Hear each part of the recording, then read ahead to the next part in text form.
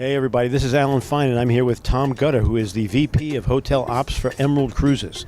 So we are on the newest ship, Emerald Kaia, and we've been cruising between Turkey and Greece, and we're going to show you inside look here on Insider Travel Report.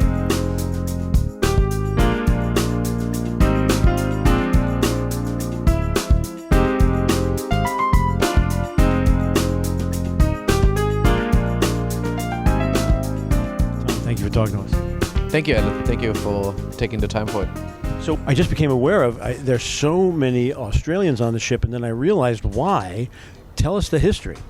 Well, it all started in Australia. So it's an Australian company. It's private owned by an Australian couple who basically started with tour operations on land and buses. And then they realized they have a lot more clients than they have opportunities to go for it.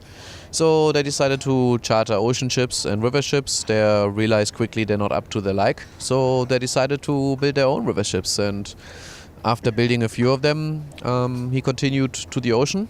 That started in 2018, and I was there as executive chef, in fact. And yeah, but now we have 5 as you sit on the newest. No, it's funny for us in America, when you really started to penetrate our consciousness is when you started to hit the water. Yeah, exactly. I mean, the land was very successful. The river, they're extremely beautiful, but I think on the ocean they really built something quite unique. It's a very modern ship with a different approach to traditional ocean cruising. And yeah, that's the line. That's what we want to do. Well, so you've got both. Scenic is ultra luxury. This is luxury, Emerald, right? Yeah, Scenic Eclipse 1 and 2 is our ocean discovery yacht, so they're mainly focusing on expedition. I would say they're about 70% of the year in expedition mode. Antarctica, Arctic, but also the Kimberley, so hot expedition, which the ship is perfectly designed for. They have 2 helicopters and a submarine. They have a lot more dining options, up to 10. So this is the place to be if you want to go for a toy ride in cold or very hot weather. Where the Emerald Ocean ships are very designed for hot weather. They love the heat. They're cruising around in very small ports where big cruise liners cannot go. Explore a little bit the corners of the world, and mainly focusing on hot weather. Well, we didn't have any hot weather, so actually I wanted to give them more shots of the marina open, which I wasn't able to do. But you have a marina, which is great. And but let's talk about what were the improvements that were put on this ship that you learned from the previous? Well, I think the greatest advantage in this company is that we make the technical drawings. It's an internal company. We build the ships ourselves, which is an internal company, and we design the ships ourselves, which is the owner. So having that all in mind, we are a lot more flexible to enhance the ships where we can and where we feel like it's supposed to be done. So every single time we open a ship, we basically spend weeks and weeks looking at all the corners, gathering the feedback from the guests, and then think of what can be changed, what can be enhanced, what area could be improved for the regions where we sail. So yeah, we learned a lot, and I think that's visible on Emerald Kaia. So specifically? I think the greatest advantages to Emerald Azora and Sakara is probably the open kitchen here in La Cucina. It's pretty amazing if you come in and you just see the chefs cooking, so no one hides anymore. Every kitchen is fully visible. On deck 6 we have the Solea, which is again an open kitchen, which me as a chef makes me obviously very proud. But beside that you have this incredible sky bar, which you can use now in and outside. Which gives a lot of opportunities. We can even watch the movies. We have a screen there. Deck 4 forward, I think, is a massive improvement, because now when you have beautiful sailings, or when you go through the Corinth Channel, for example, it's absolutely stunning. You sit in the pool. We have concerts there. Overall, a lot of little details, but I think that's the biggest advantages. And probably the gym, which has now the sea view when you on the treadmill, so it even feels good, and you have a good view when you run with the entire marina himself. And I'm going to show you the gym with those slats down. So imagine them open.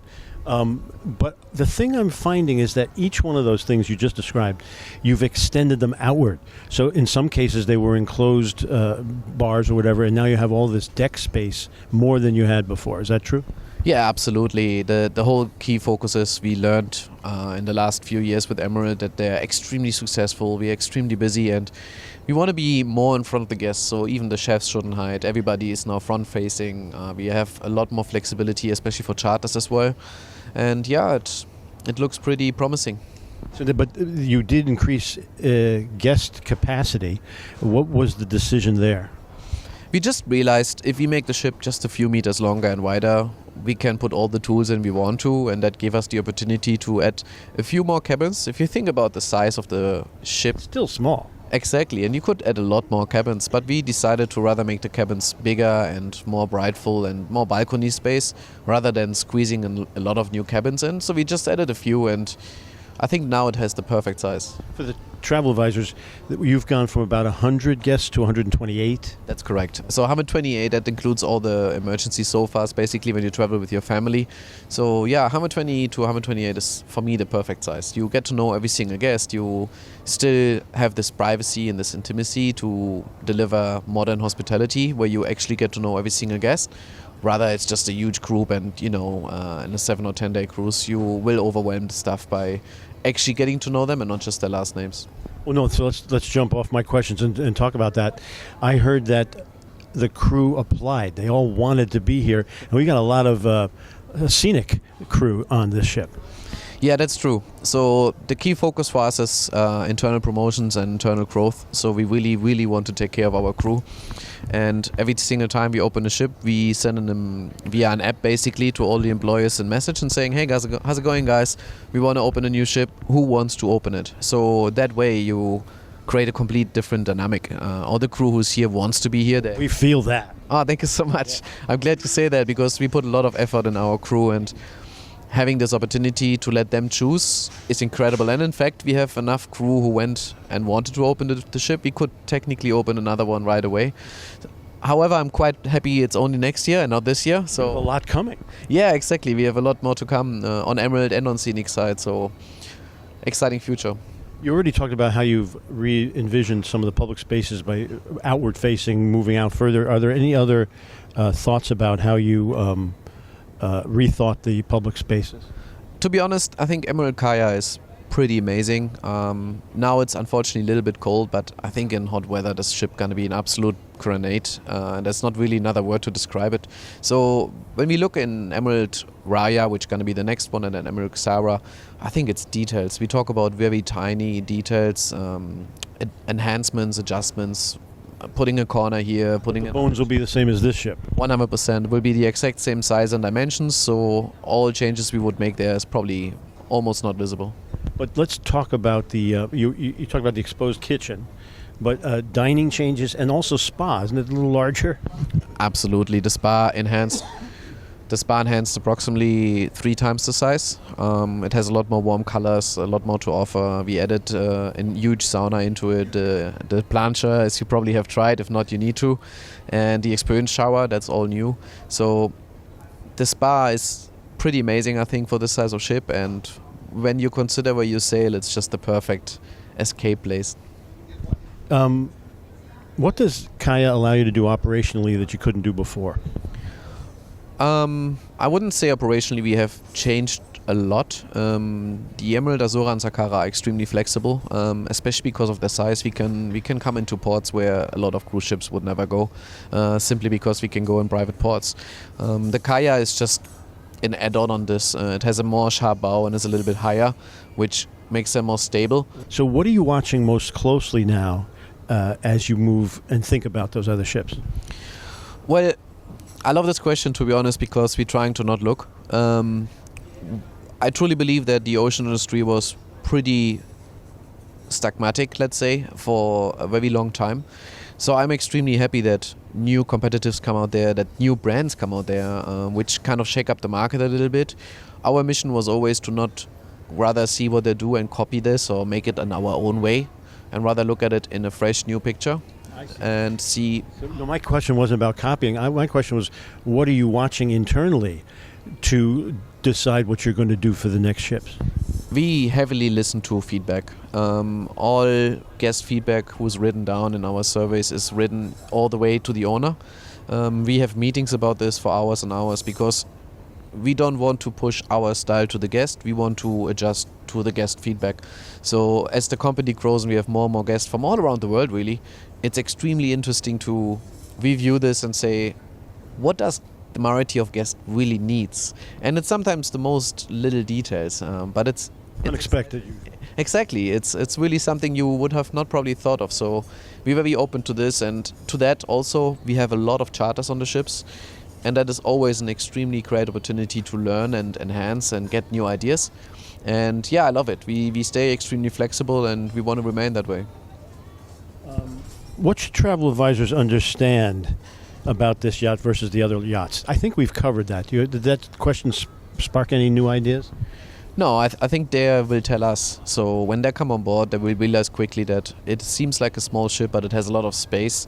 So we can learn from the guest what is their favorite corners, what's their favorite places to be, where they want to hang out during the day, where they are after tours. And I think that is really the key of our success, is that it's such an intimate small ship where the crew gets to know the guests so well that they feel really good to tell us what's their cozy spot, what's their favorites, and this is how we move forward. Travel advisors, they're talking to their clients. What misconceptions can they correct to get their guests to think about this kind of luxury yacht cruising? I think the biggest thing I always like to tell guests is it's not a cruise ship. It should feel like a little village where you take your partner on your hand and you just go for it. Everything is inclusive, so you don't really need to think of too much. It is not really having the cruise ship styles. You don't have these huge embarkations. You don't need to line up anywhere. It's never ever stress. You don't need to make any reservations. No formal night. I like that. Exactly. Very important for me. No napkins. No tablecloths. I think tablecloths are extremely old school, and it's very bad for the environment anyways. So we're really trying to have a rather modern approach where you feel like, I want to be elegant, casual, but I'm not forced to it. You don't have these strict rules, or where the captain and the guidelines are very strict. So even the bridge is open, right? So right. we trying to be... Has a couch in it. Exactly, and a coffee machine. Yeah. How about that? Come on in. Yes, and that's the whole idea. We want to be approachable, and we want to be seen as modern hospitality. And there's no question, inside or out, it's different. My wife and I will be traveling, and we'll look out into a bay, and we go, oh, scenic, oh, emerald. It's a visual branding, and then inside as well. Yeah, 100%. We wanted to make a commitment, and I think the most unique thing you see on very few cruise ships is the very sharp bow, which cuts the wave and makes you a lot more stable, but obviously it takes a lot of space away, which you could sell cabins to. So we never looked at to pushing the ship to the highest capacity possible. We rather looked at how can we remain quite unique, and how can our ships not look like a cruise ship. And I would think that some of the travel advisors would say, hey, don't you want to be able to say you've been on this ship? Oh yeah, 100%. And our return rate says it all. I mean, most guests, they stay, and most of the time, if someone is the first time, they're trying to extend the next cruise and they realize it's already booked out for many months in advance. So yeah, it's the greatest compliment in the world. If someone is on board the first time and wants to extend, I always feel like cannot get better than that. They all have commitments, they all have travel plans. But if they love it so much that they just don't want to go, or even have tears in their eyes when they hug the crew on the last day, this is like my biggest success then, to be honest. Well, congratulations to you. Is there anything else you want to tell? We're going out to 125,000 travel advisors. Only 125,000. That's all. Too easy. Well, no, I think it's worth it. You need to know that this is an Australian company that's come into its own, and it's now international. Yeah, I think really that makes us so unique. We have, in many ways, an Australian approach. It's like this Aussie easiness, and I feel that a lot of guests, when they come on board, they realize really quickly it's different, and they start breathing. And we realize really quickly that we have guests in thongs sitting in the lobby and just having a cup of tea.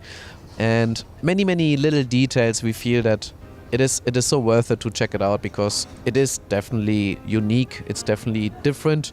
And I think the approach, the color codes, the space ratio, it just gives you that vibe of a private yacht, to be honest. You gave me the title for the segment. This is luxury with Aussie easiness. Yes, I love it. That's a really good, that's a good one. I like it. Thank you for talking to us. Absolutely, thank you. This is Alan Fine for Insider Travel Report.